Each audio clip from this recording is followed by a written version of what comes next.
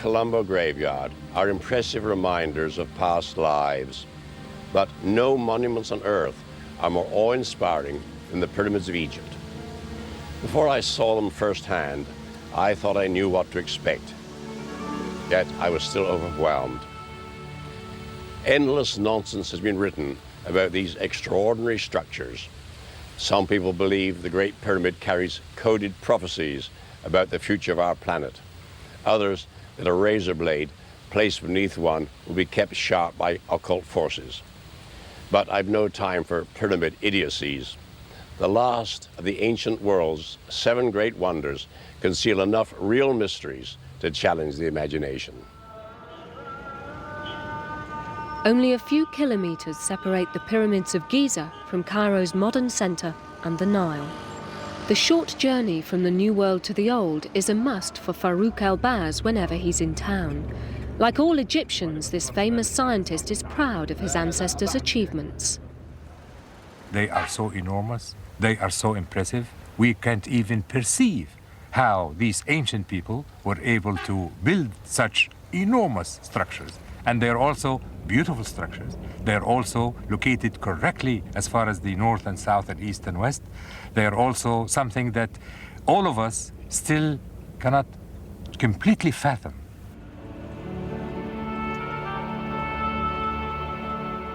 The pyramids were built by the pharaohs, the kings who ruled Egypt nearly 5,000 years ago. The most important characteristic for the pharaoh is immortality. He wants to have a burial place that would stay for eternity. So they wanted to have something that would withstand all the forces of erosion, rain, and most importantly, wind. Dr. Elbaz searches the desert for water and other resources for the Egyptian government. He believes the pyramid builders learned from the landscape. After exploring in the western desert of Egypt for the last 2 decades, I have realized that the shape of the pyramid is the only thing that actually remains in this windy environment. Meaning that if the ancient Egyptians built that structure as a cube or a pentagon, it would have been long gone by erosion. In the Great Sand Sea, looking around, you would see absolutely nothing exists except sand and dunes for as far as the eye can see. However, every once in a while, you see a structure that is conical in shape or pyramidal in shape. I saw some that are 4-sided, honest to God pyramidal shapes, natural pyramidal shapes. I was exploring near the Kharga Oasis, and in the distance, I see these 3 structures, almost identical to the view of what the pyramids of Giza are like, that of Khufu, Khafra, and Menkaure. I thought to myself, the ancient Egyptians must have learned that pyramidal structures are the only things that would persist in a windy environment, and when they wanted to build something that would persist forever, for eternity, they selected a pyramidal structure. A less earthbound solution to the riddle of the pyramid shape comes from a Belgian engineer. The blueprint fell from the sky, according to Robert Bauval. We know that they venerated a very, very sacred relic just before they started building pyramids, which was said to have cosmic origins and was of conical shape. Now, the likelihood is that this was an oriented iron meteorite. An oriented iron meteorite is a meteorite that enters through the atmosphere without turning, and therefore its front part burns off and has this unusual shape of a cone or a pyramid. Such meteorites are rarities prized by museums. This one is in Mexico City. New York guards another. Bauval thinks a third must have hit ancient Egypt. The object, the sacred meteor, was so sacred that it probably gave the shape to the pyramid. So the pyramid, in sorts, is a symbol of this original relic. After the pyramids were built, this sacred relic, the sacred meteorite, disappeared. We really don't know where it went. And one of the likely places is that it might have been concealed within the pyramid. Even the secrets of the pyramid builders remain hidden. This stepped pyramid was their first design. Their second was less successful. Its sides were too steep and it cracked. The pharaoh rejected the bent pyramid and moved his builders to the site next door. Luckily for them, they got it right this time. The workers are usually thought to have been slaves. But in his excavations, Dr. Sahi Hawass, General Director of the Giza Pyramids, has unearthed a different story.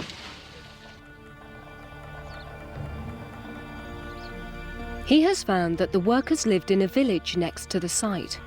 Every morning they passed through this gate on the way to their monumental task.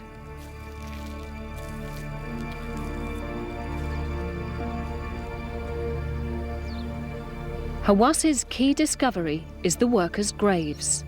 We are sure 100% of the classification of the people who are buried here through the inscriptions. It say inspector of building tombs, director of building pyramids, and all these poor tombs are for the workmen. And you can imagine that for the first time now we know things about them. We know what kind of dress they had. Is like some of the workmen that you see working for me now. We know about their jobs for the first time. We found a unique title saying Imira Ges Mer, the overseer of the side of the pyramid. Means every side of the pyramid had someone to control it. In their underground tombs, the laborers' bones reveal that pyramid building was a back-breaking task. The 600 skeletons that we found down in the cemetery there showed that all the workmen had stress on their back. They were involved in moving stones. They were doing a hard work to build the pyramid for the glory of the king. This discovery proved a very important thing, that building a pyramid was not by slaves. They're buried beside the king. If they were slaves, the king will never let them to be buried in his shadow. They're buried in the shadow of the pyramids. And that is an important proof that they were not slaves. Slaves or not, how did the workers actually construct such vast mausoleums? American engineer Robert Moores wants to find out how they could have lifted the stone blocks. If this works, it'll be a miracle, but let's hope for the best. Okay, crew, we want to get on here. Easy does it. See if we can raise this baby. An average pyramid block weighs more than 2 tons, but even this much smaller one takes some lifting. Raise that block. Okay, there she goes. To get Khufu's pyramid built, for example, in 20 years, and I estimate it contains about 1.8 million blocks. Working 10 hours a day, 300 days a year, you would have to be putting a block in place every 2 minutes. The ramp theories won't get those blocks in place. You just can't get enough blocks along one ramp or even 4 ramps to get the pyramid built in that time. Okay, Neil, we're going to raise this block. Moore's favourite theory is that the Egyptians lifted the blocks with an A-frame. But to raise massive weights, A-frames must have been used in a more sophisticated way than this. Here's the block to be lifted, and as the workmen pull on this rope, the A-frame rotates, lifting the block. Now, at a certain point, other workmen on another rope that's attached to the block would take up the tension and hold the tension. Now the workman on the first rope could release the tension on the A-frame and take a new bite on the rope. Now the workman on the A-frame rope could pull on the A-frame, rotating it again. We get up to about this height where the block is about to go over the lip. Both sets of workmen would haul on the rope to pull the block over the edge. At that point, another A-frame up on the next level would start the process all over again.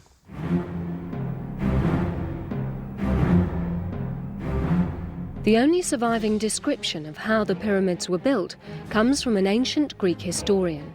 Herodotus reported that they were built with wooden machines.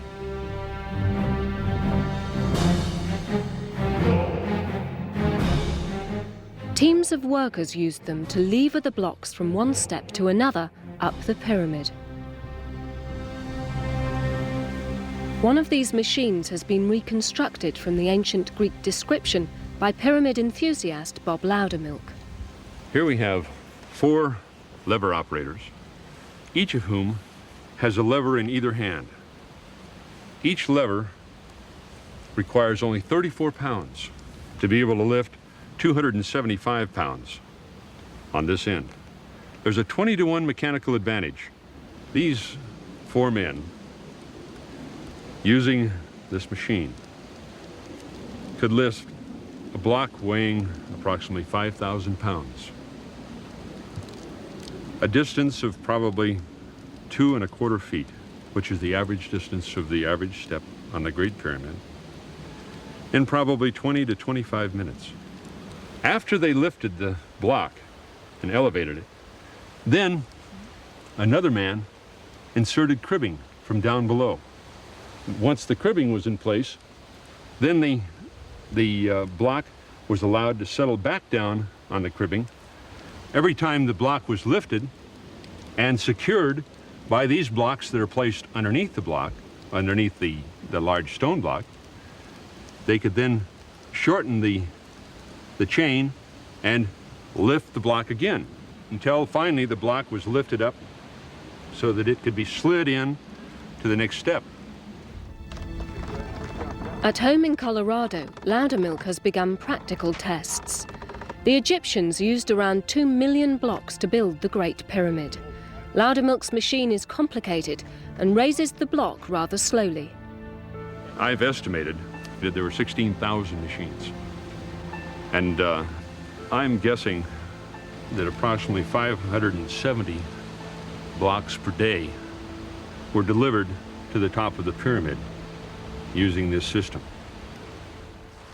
Architect Julian Keeble has persuaded his family and friends to throw their weight behind his research. It is actually the moment of truth in a way, because although we've worked all this out in theory, we've never actually lifted a block this big in reality. So, ready? 1, 2, 3, lift. Keeble believes the best way to lift a block is with simple levers. Ready to slip in a block, I hope. Square, yeah? Yeah. Okay, lower down. 23 seconds. Oh, we beat the record by 2 seconds then. Go. To get a pyramid built in a pharaoh's lifetime, experts have calculated that the Egyptians must have raised 1 block every 2 minutes. I'm finding it's hot work, actually. Are we ready? By timing each stage of the lift, Keeble's team discovers that it can't have been easy.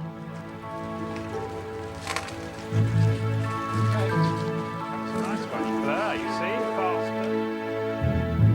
So we're starting now. 29 seconds.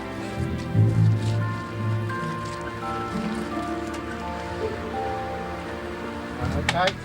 Okay. So that's the 10th block. That means it must be 1 metre off the ground. The block itself is just under 1 metre high, so we've lifted it as much as the height of the block itself, which is actually more than we expected to do. So I'm very pleased that I think we've shown something in real life as to how what Herodotus described as being the way that pyramids were built can actually be done quite simply with 4 bits of wood. Farouk El-Baz believes the pyramids themselves once provided the missing answers. One of the things that I've always wondered about is the fact that the ancient Egyptians wrote down everything. So why don't we have the writing that would tell us about how the pyramids were built and what for and all of that? If we look at the step pyramid, the first one that was built, we see it was based on a big structure like this, a smaller one on top, a smaller one on top, a smaller one on top. You make a pyramidal structure made by steps. So why change this pattern, since it proved right, into the pattern that we see today? I think it is the need for making a smooth surface so you can write the history on it, so it would stay forever. The pyramids, in today's terms, might be equivalent to the billboards on our highways to tell us about the greatness of such and such, or the virtues of our civilization. These were the virtues of the civilization then. There is one slight evidence that we can see today, and that is on the tip of the second pyramid, right here, where we can still see a piece of the outside plaster, and on that plaster we can still see a hint left over of the red paint that used to be on the outside. I believe that the whole outside surface was painted red, the Egyptian red, this magnificent color, and then on top of that is the writing from top to bottom, and all on the sides in columns like that going down the slope on all of the sides, so everyone would be able to see the same story coming from all directions about who built the pyramid, what it meant, and when, and what for. Deep in the desert, at a tumble-down pyramid, Robert Bauval ponders the greatest question of all. This is where the ancient Egyptians left their Book of the Dead. It explains the pharaoh's philosophy.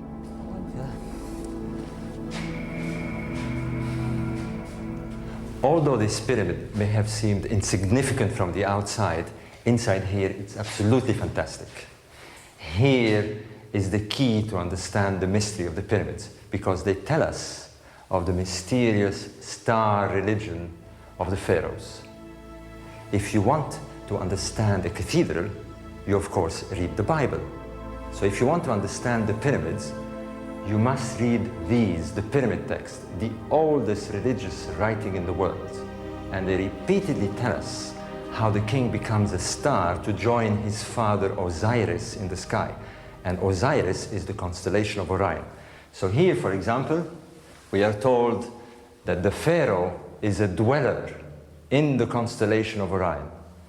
And in this passage here, we are told that the pharaoh is taken in the constellation of Orion.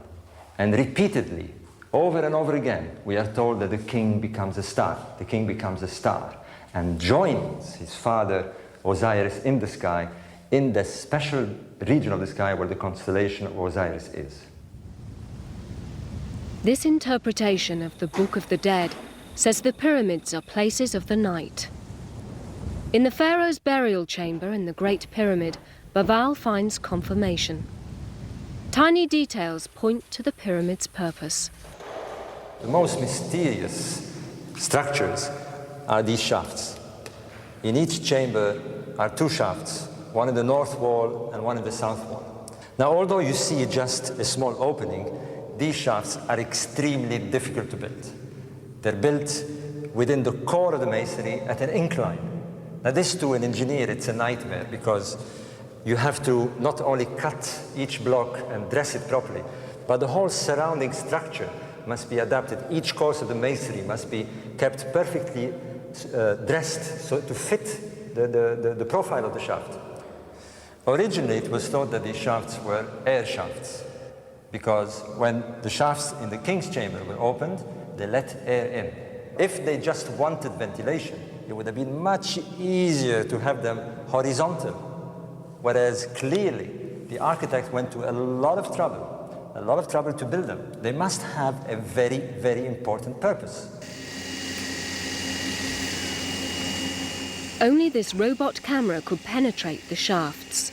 German inventor Rudolf Gantenbrink calls it Upuaut, ancient Egyptian for opener of the ways.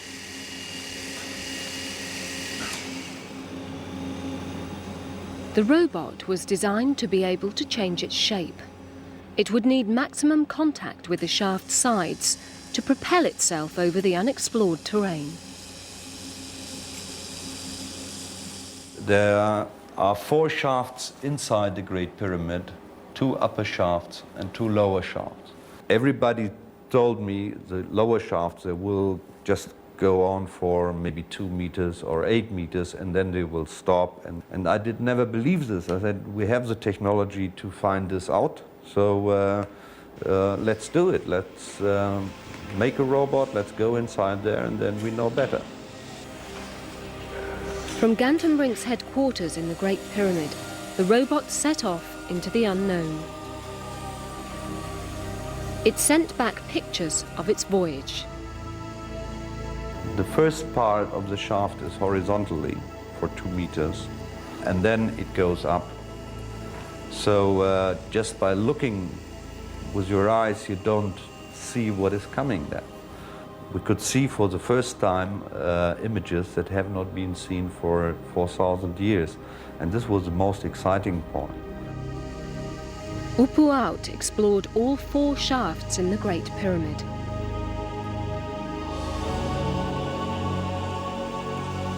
From the data, Robert Bauval calculated the shafts would have pointed at particular constellations. He found that one of them was directly aligned with Orion's belt and could have launched the Pharaoh's soul towards the stars.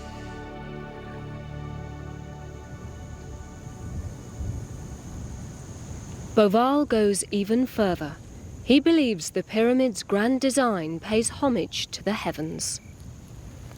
For years now, I've been trying to understand the strange layout of the 3 Great Pyramids of Giza. Now, the first 2 larger pyramids were in perfect alignment. And yet what was strange is that the 3rd pyramid was not only much smaller, but was offset from this line. Now, with all this precision, all this planning precision, why was that? I was totally baffled, and yet I was sure it had something to do with the stars. Finally, on a night out in the desert, I was sitting with a friend, a yachtsman, and he was trying to explain to me how to find the rising point of the brightest star in the sky, the Dog Star Sirius. And he pointed at the 3 stars in the belt of Orion. And he said, if you follow the line all the way down to the horizon, you will get the rising point of the star Sirius. And then, as if in an afterthought, he said, actually, if you look carefully, the 3 stars of Orion's belt are not quite in a row. The top star is much dimmer and is offset. And suddenly I realized that this was the answer I was looking for to explain the mysterious layout of the 3 pyramids of Giza.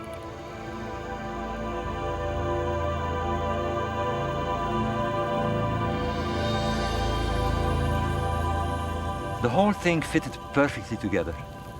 The Great Pyramid had the shaft as a launching pad for the soul of the dead king to Orion's belt. The 3 pyramids were a perfect representation of the 3 stars in Orion's belt. The Egyptians had made the cosmic link between heaven and earth. That wonderful old saying, man fears time, but time fears the pyramids, simply isn't true. The pyramids are a mere 5,000 years old, and that's barely 1/1,000,000th of the world's age. Time has worn whole mountain ranges down to dust. I'm sure that in another 5,000 years, the pyramids will still be there, but they'll be showing their age. Perhaps they'll look like this virtual reality image generated in my computer. Here they are being overwhelmed by the forests of the late greenhouse era. And a few million years after that, if there are still any archaeologists around, some of them may argue that the pyramids never even existed.